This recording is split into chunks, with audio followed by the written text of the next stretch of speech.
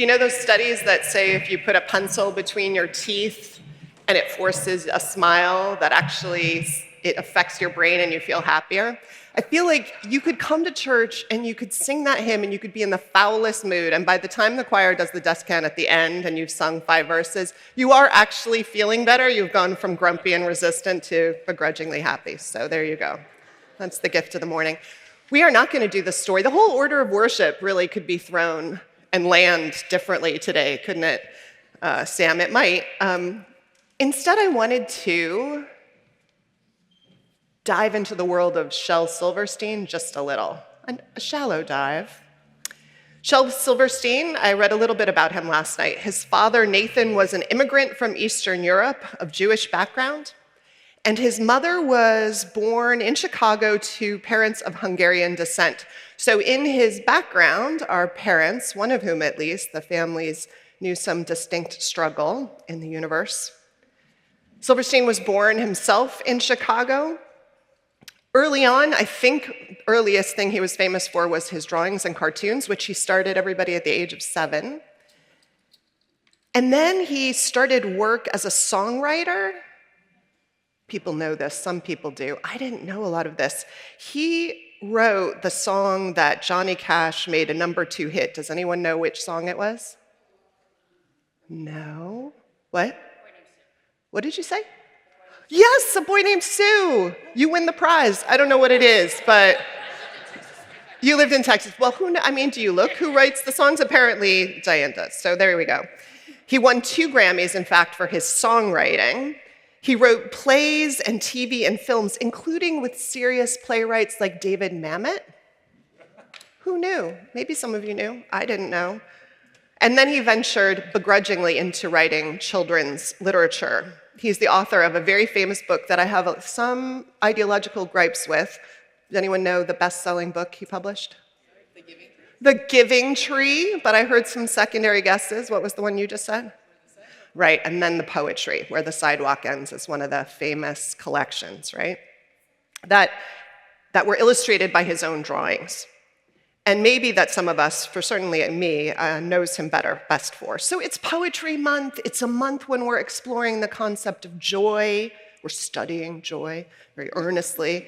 And I thought we should read some Shel Silverstein. So I've got some helpers. Begrudgingly, they put pencils between their teeth and they agreed to help. I love them for it.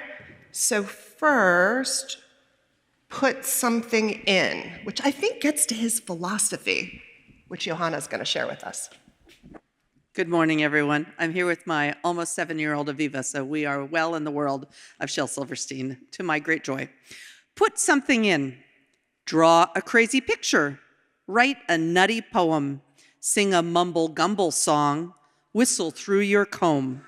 Do a loony-goony dance, cross the kitchen floor. Put something silly in the world that ain't been there before. Sounds like his philosophy, right? Oriana, you have a very serious poem to share with us called Snowball. I made myself a snowball as perfect as could be. I thought I'd keep it as a pet and let it sleep with me. I made it some pajamas and a pillow for its head. Then last night, it ran away, but first, it wet the bed. I was first introduced to Shel Silverstein by Mrs. Sussman, who was my 5th grade teacher and made us memorize poetry. And often they were very serious long poems, The Raven, God's Trombones, The Creation by James Weldon Johnson. Really, she pushed us. It was great. My love of language, I think, was born by Mrs. Sussman. But one week I hadn't prepared, and so I looked quickly for a poem I could memorize during lunch hour, and it was this one. Some of you heard this in the talent show previous years at the church retreat. Lazy Jane. Lazy, lazy, lazy, lazy. Lazy, lazy Jane. She wants a drink of water, so she waits and waits and waits and waits and waits for it to rain.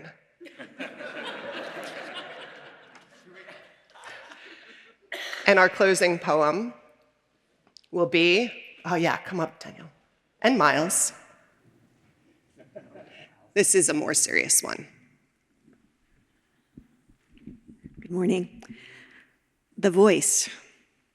There is a voice inside of you that whispers all day long. I feel that this is right for me. I know that this is wrong.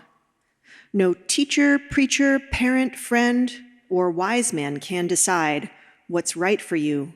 Just listen to the voice that speaks inside. So in honor of the voice that speaks inside and making the world a little more joyful, let's go forward and exercise all of our creativity in the Renaissance ways that Shel Silverstein invited us to consider.